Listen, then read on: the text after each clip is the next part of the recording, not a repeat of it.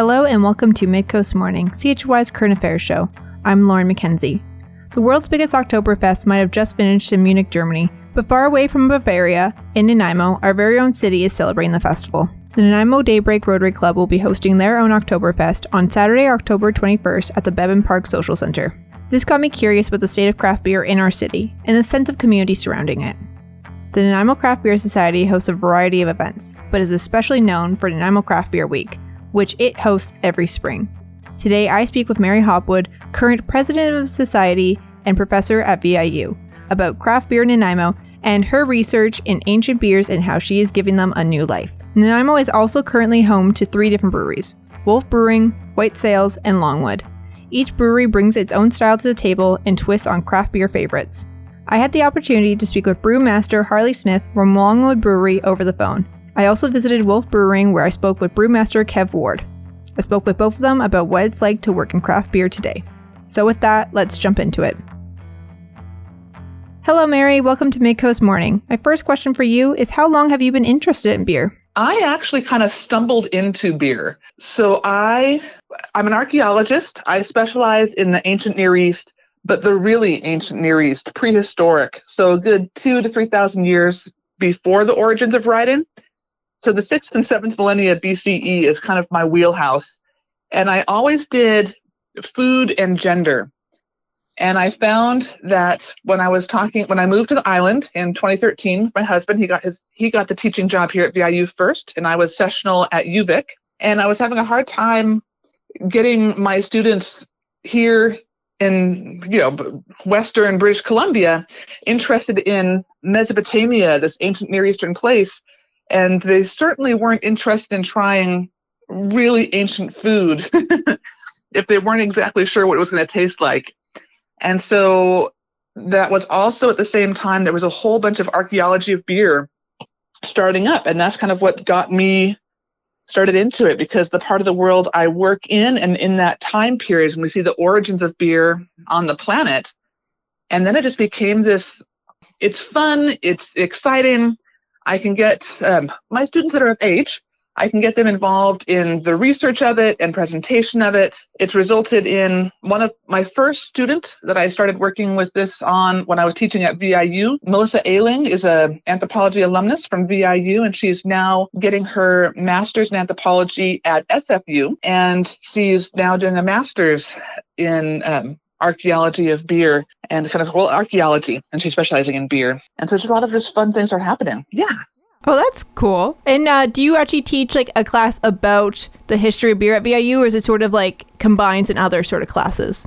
It combines in other classes. I teach a little bit about it in all of my classes, because it's both fun and important to understand what was important to the ancient people. I do also teach, I believe it is Anthropology 345. I'd have to double check the number for that one, but there's an Archaeology of Alcohol class. And then I also do, and actually it might even be coming up this summer. We're still planning the summer courses, but I'll likely do my Anthropology of Alcohol class, and that kind of goes around the world. Can you talk me through your current research project with Dave Paul from Love Shack Libations?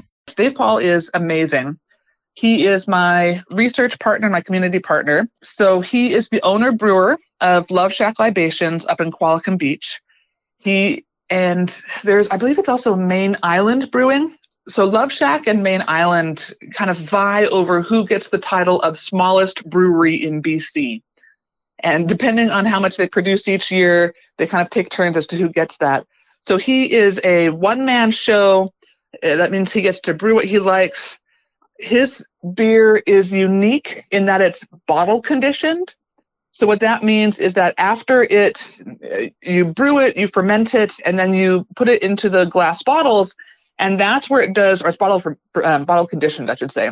And that's where it does its final, it'll get a little more boozy, the flavors kind of mellow out, and that's how it naturally carbonates. All the other breweries, because they need to produce more, they will all, even the breweries we have in Nanaimo, whether it's Wolf or White Sails, any of these other breweries, and Longwood, they all have to force carbonate. That's just what you have to do. So Dave Paul doesn't do that, but he can choose whatever he wants. And then when I was working with my student Melissa, who I mentioned earlier, I had read about an archaeologist named Patrick McGovern down in the east coast of the States. And he had done some work with archaeology of beer and wine.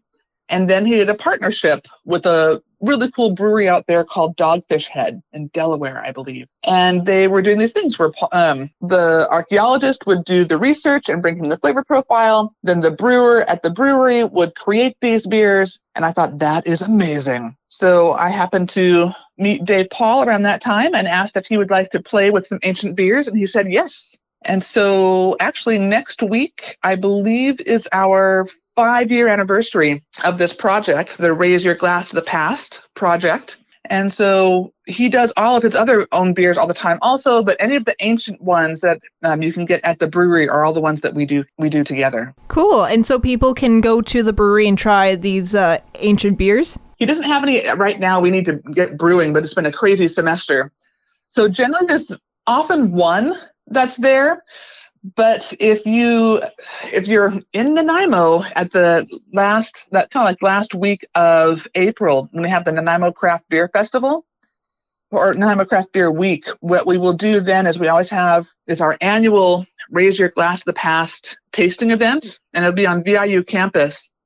And that's the one time that we have all of the ancient beers together. But the tasting event is awesome, because this is one of the ways I can get a lot of my anthropology students involved. And so often it's my senior level students. I kind of teach them, they do it with me, but it's about planning an event that is knowledge mobilization, archaeology, but also fun. And sort of going back to that, how did people brew beer back in the ancient times? I'm a big archaeology nerd, but it's fascinating. It will come up in different places in different ways. In Mesopotamia, and that's the fancy word for the land between the Tigris and Euphrates rivers, it's what's now Turkey, Syria, and Iraq mostly. And what we see there's still a couple different ways people were doing it. It's not like the nice, clean, stainless steel, closed fermenters, glass bottles, anything like that.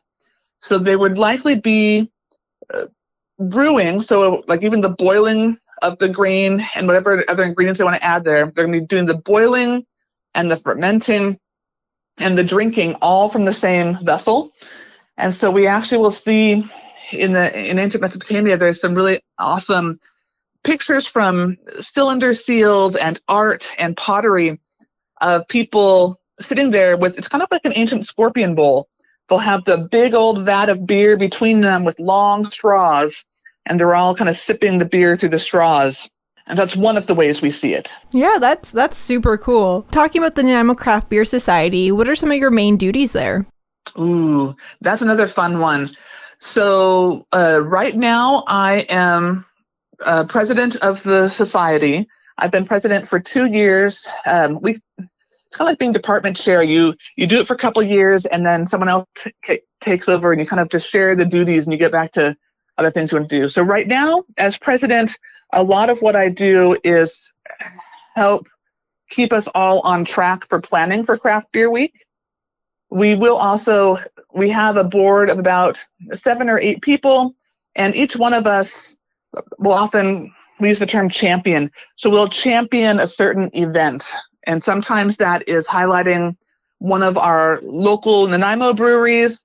Sometimes it's also doing a special event. So 2 of our board members, Blaine Sipos and Leif Bogvald, they are the 2 people that are really spearheading all the stuff with the IBU for the home brewers stuff. That'll be called Brewed Right Here. I, on there, will be in charge, obviously, of the Raise Your Glass to the Past. And I'm also working with Steph Beaton from the Nanaimo Museum, who's working with us at the moment. And Steph and I will be doing actually a women in beer event. We're still working on the title, but it's going to be kind of a mixture of storytelling and a little bit of local Nanaimo history with women in beer, as well as some of the ancient around the world women in prehistory and beer as well. And so where can people learn more about the Nanaimo Craft Beer Society? There's a website, nanaimocraftbeer.com, that we have that has good information. You can also find us on social media. such as Facebook and Instagram. And so we're working on gearing up to get a few other things going throughout the year, some kind of beer and community events. There's some plans that we'd like to do, especially COVID hasn't gone away, but as we're being able to, whether it's through vaccinations or whatever, just kind of deal better in public, we're trying to get some of those other events going as well. We have some plans to maybe do some more stuff with the Nanaimo Museum and other events too. So we're trying to get more stuff out there and happening, things that we'd had all this momentum, COVID happened, and as it happened for everyone, it really kind of quashes most things with the public, and we're just now kind of getting back out there again. Where can people learn more about your studies in ancient beers? Wow. Well, if you are anywhere near university student age, you can take some classes in anthropology at VIU. Also, I do have, I'm in the middle of redoing this, but I have my raiseyourglasstothepast.com website. And there's going to be, I have a couple of articles actually that are coming out on some of the pieces I've been doing. I was able to present one of my papers at the Dublin Gastronomy Symposium 2 years ago. And so that paper is posted on their website. And then there's a couple other of publications that are coming out within the next, actually a couple of months that I can make sure go up on my website as well. But yeah, so there's a lot of just fun stuff that we're doing. And then also pay attention or keep your eyes open. And then late April, we'll start advertising it early spring. But then late April, if you're around Nanaimo, you can come out to VIU to the Raise Your Glass to the Past beer tasting event. And Mary, to finish this off, my last question for you is, what is your current go-to beer? Oh dear, that is a hard one.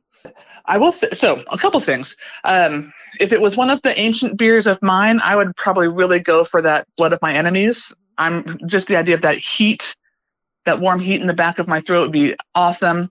I will say that I've also, Dave Paul is just gearing up again. He's been on vacation, and so I doesn't have anything there. But when he gets going and has, it's the time of the year that he normally will have his Dave of the Dead, and that's his, it's a dark beer, but it's a Dia de los Muertos or Day of the Dead inspired dark beer. So again, there's chili heat and some vanilla and some good flavors there. But also, honestly, shout out to Small Gods down in the Victorian or Saanich Peninsula area. I was just able to visit their brewery a couple weeks back and was in love. So that's a really great one as well. But other than that, the favorite one is whatever ends up in my glass. I'm going to be quite happy with that as well. Mary, thank you for joining me. Thank you, Lauren. It's been a fantastic chat. Midcoast Morning is made possible by the Community Radio Fund of Canada's Radio Meters program and listeners like you.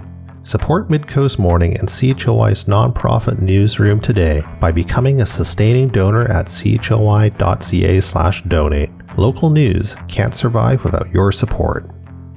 Finally, if you're listening to the podcast edition of Midcoast Morning, go and give us a positive review on Apple Podcasts or whatever podcast feed you use. It helps people find us.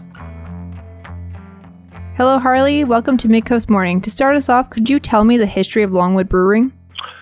So Longwood originally started the Turner Road location, which is still there, the brew pub and restaurant, and that started in the year 2000. 10 years ago, we decided to open a commercial facility under the same moniker as the Longwood, just to take advantage of packaging and moving and getting product out and about in the community around, in cans and bottles and kegs. And that's the iteration that we're at now. So Longwood Brewery and Longwood Brew Pub are two different things? Yeah, it's a little bit confusing, but when we first started, breweries and restaurants were restricted by tied house rules. So if you had a brewery and you had a common owner to a licensed restaurant, you couldn't sell your product there. It was forbidden by the liquor board. Eventually, they've lifted that, so a brewery can now be partnered with 3 separate licenses, but no more, sort of to avoid breweries from getting involved in all sorts of restaurants and supplying their product throughout the province to commonly owned places. So we started as separate businesses, and we still are, but we kind of have similar objectives. What is your day-to-day schedule like for you in the brewery? Oh, there's a good question. Well, most days are different. First, they start early. a brew day, if that's what you're doing. Not every day you're actually producing beer. Sometimes you're moving it around, packaging it, or distributing it. We wear a lot of different hats. Everybody that works in the brewery here, we don't sort of pigeonhole them into one particular job, whether you're sitting in a packaging line all day yourself. So a brew could start and take 8 hours to finish. That sort of fills up a day if you're, producing from raw material to putting it in a tank. Transferring a beer from one tank to another may take half a day with various other jobs. And then, of course, there's cleaning. And if you want to work in a brewery, you have to like cleaning because that's probably 80% of the job. And how do you even brew beer? Well, that could be a very long-winded question. But basically, you're taking raw materials, at the minimum, 4 different things, malted barley, hops, water, and yeast, and you're combining them together, sort of controlling natural reactions to come up with a liquid that eventually ferments and becomes beer. So you take a barley, you solubilize it in water, extract the sugars from that. You boil that with hops. Hops is sort of the spice of beer, so you make beer with barley, wheat or oats or whatever you're using, and then you season it with hops, and then it gets fermented with yeast, which is a living organism, sort of the lifeblood of the brewery. That converts the sugar that you've taken from the barley into alcohol and carbon dioxide, and then a little bit of time for the flavors to develop, clarification, carbonation, and then you've got beer and you package it and distribute it. And somebody comes to you, maybe they just turned 19 or they've just never had an interest in beer and they're just like, I want to get into beer. Where should I start? What would you recommend to them? I would recommend that they pull a flight of beers, like most breweries, or if you're not in a liquor store at the time when you're confronted by that question, I would say, here, take this flight of beers. And at one end, you start with something very easy drinking and mild, like your house lager, maybe have a pale ale in there, something like a darker ale that's got a little more body to it, like a stout, and then maybe like a sour. Most breweries have something like a sour on tap. And then that's a pretty wide range of product. And if any one of those appeals to them, then sort of you could shoo off from there and sort of say, here, try these. What is the current beer you are working on? Okay, well, right now is a pretty specific season in the world of beers. So hops is grown regionally here. It's in the cannabis family, so it grows very well out in our region. We do a beer called a wet hop beer. So this is when hops is freshly harvested from the field, and then it's very fragile at that time. So it's, you race it to the brewery as quick as you can, and you make a beer with it. It has a very short shelf life until it's been dried and processed. So that fresh hops came to our brewery. We made a beer right away, and that was 3 weeks ago, and now we're getting ready to release it. And that's the kind of beer that you can only have at this one certain time of year. So it's very specific. But then you also get into your fall-flavored beer, so a little bit more of a malty or bigger flavored beer, not the light, crispy ones of the summertime. So. And to end off on probably the most difficult question I have to ask you, what is your current go-to beer? Oh, that is a tough one because I'm going to have to talk about another brewery. So I'll go back to the wet hop beer, and the one that I was drinking yesterday in Langley is delicious is the Sartori wet hop IPA from Driftwood Brewery. Great. Thank you for joining me on Midcoast Morning. No problem. That was Harley Smith from Longwood Brewing. Following my interview with him, I hopped over to Wolf Brewing Company to speak with their brewmaster, Kev Ward. Okay, so my first question for you is just to state your name and title.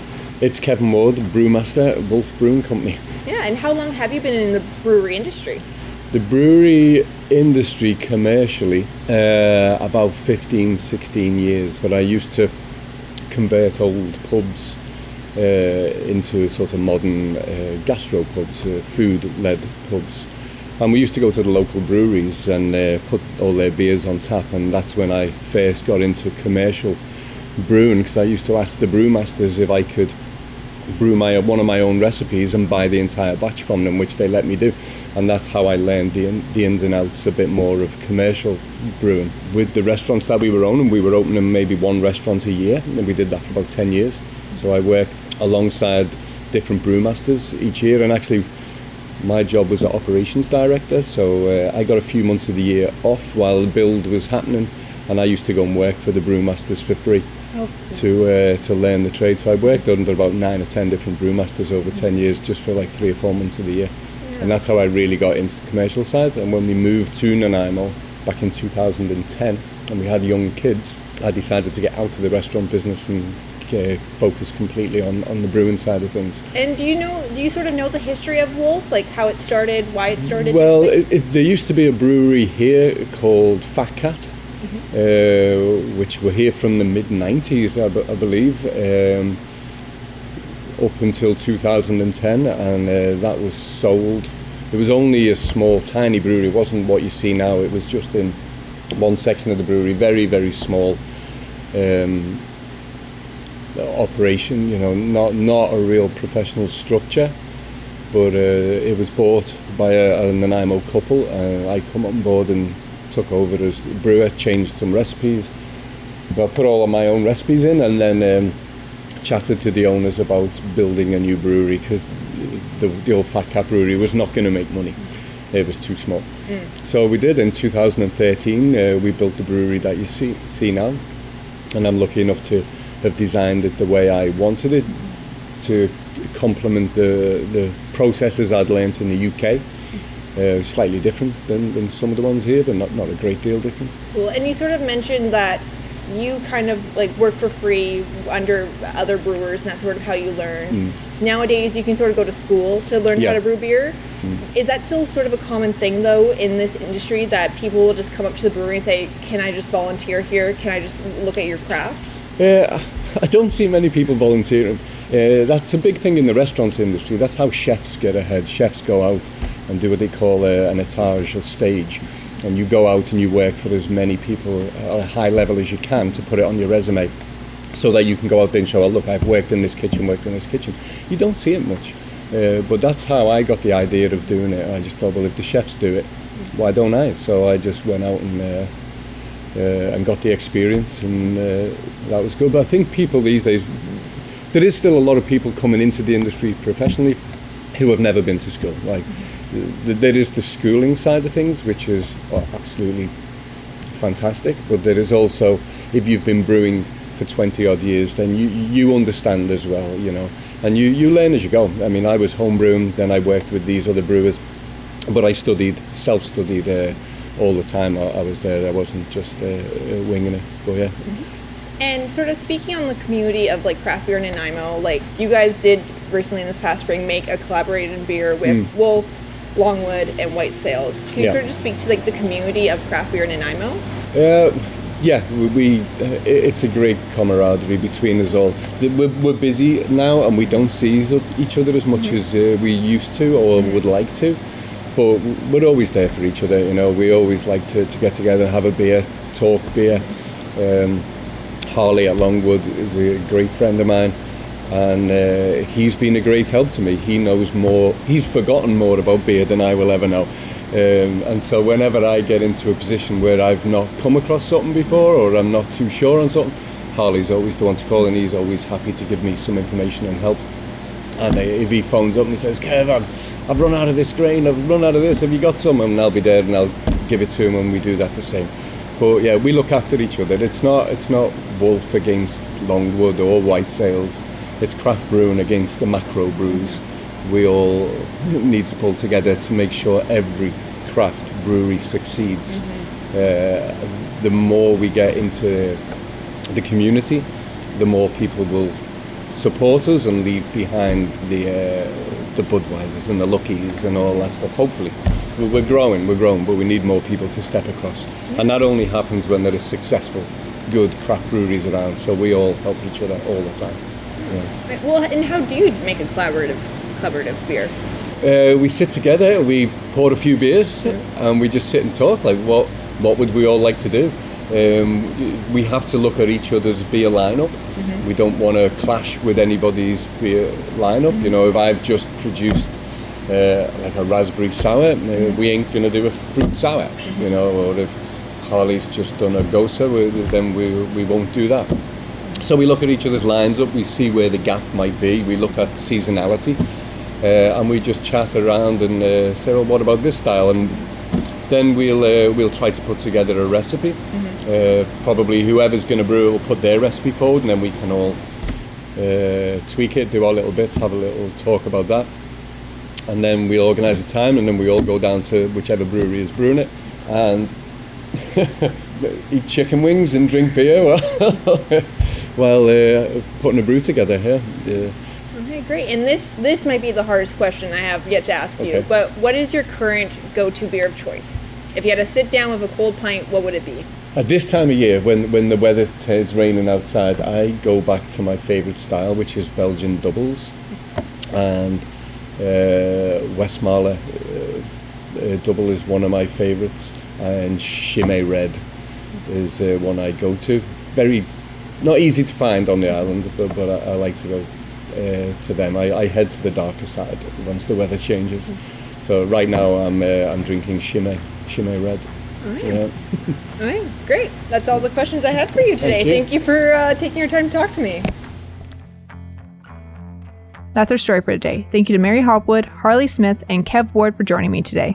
You can find more about the Nanaimo Craft Beer Society at nanaimocraftbeer.com. You can visit Longwood Brewing at their location at 2046 Boxwood Road and Wolf Brewing Company at 940 Old Victoria Road. I'm Lauren McKenzie, host and producer of Midcoast Morning. Jesse Woodward is our executive producer, and Arby Frew is our technical advisor. You can sign up for CHY's newsletter at chy.ca/subscribe for updates from our news department and more. Our theme song is First One by local Nanaimo band, Waste Management. You can find more of their music on their Bandcamp. Support local artists by buying their music. If you have a story you'd like us to cover, email us at news@chy.ca. Midcoast Morning would not be possible without the funding of the Community Radio Fund of Canada's Radio Meters program and listeners like you. Midcoast Morning is a project of CHOY's nonprofit newsroom. Support nonprofit journalism in Nanaimo and on the Salish Sea today by becoming a monthly sustaining donor at $5 or more per month. Support the program at chy.ca/donate. If you're already a supporter, record a voice memo telling others where you're listening from and why they too should support our work. After you're done, you can email it to us. Also, share the podcast with your friends. While Meta is blocking Canadian users from sharing news content on their Facebook feeds, you can still share our podcast directly with your friends via Facebook or Instagram Messenger. Finally, this program acknowledges and gives thanks to the Snuneymuxw First Nation as we broadcast and podcast from their traditional territory. Thanks for listening.